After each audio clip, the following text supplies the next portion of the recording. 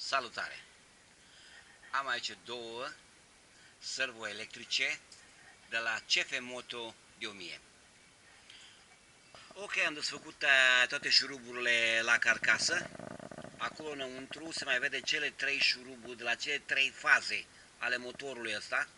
Iar aici în capăt avem senzorul de rotație a motorului.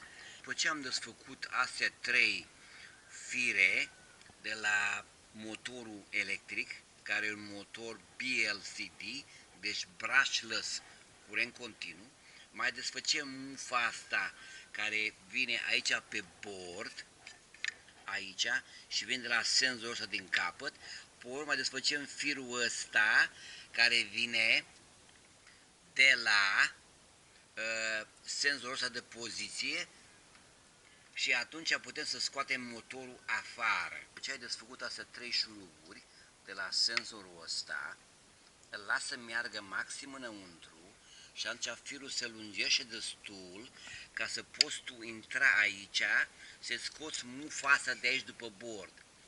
Hai să ne uităm puțin la partea de alimentare. Aici avem plus, aici avem minus. Aici am construit două fire ca să pot să alimentez aici pe masă. Bobina asta cu astea două condensatoare mari de 2200 microfarads la 35 de volți, asta formează un filtru. Aici avem releul de contact care se cuplează numai când ai CAN bus. Dacă CAN bus-ul nu funcționează, releul ăsta nu funcționează și tot circuitul tău e mort. Probabil asta se întâmplă de circuitul ăsta nu merge. Este un servo nou. Am verificat MOSFET-urile, toate sunt brici, nu e nicio problemă cu ele. La MOSFET-urile astea foarte interesant cum sunt numerate 1, ăsta e grila și pe urmă 2, 3, 5, 6, 7 e sursa. Grila e similar cum ar fi baza la un tranzistor NPN, iar sursa exact cum ar fi emiterul, iar drena e partea de aici care ar fi cum ar fi colectorul. Hai să facem câteva măsurători, să vedem ce se întâmplă aici. După cum vezi, l-am alimentat, uite aici avem 12 volți, aparatul ne arată 12 volți. Aici la regulatorul de tensiune de 5 volți avem 12 volți, iar la ieșirea lui avem 5 volți, e corect. Deci circuitul acum alimentat. Aici avem 6 MOSFET-uri, tot câte două formează, legate în serie, formează o punte care poate să pune unul din firele astea, ba la plus, ba la minus, cum cere microprocesorul să se creeze un câmp învârtitor.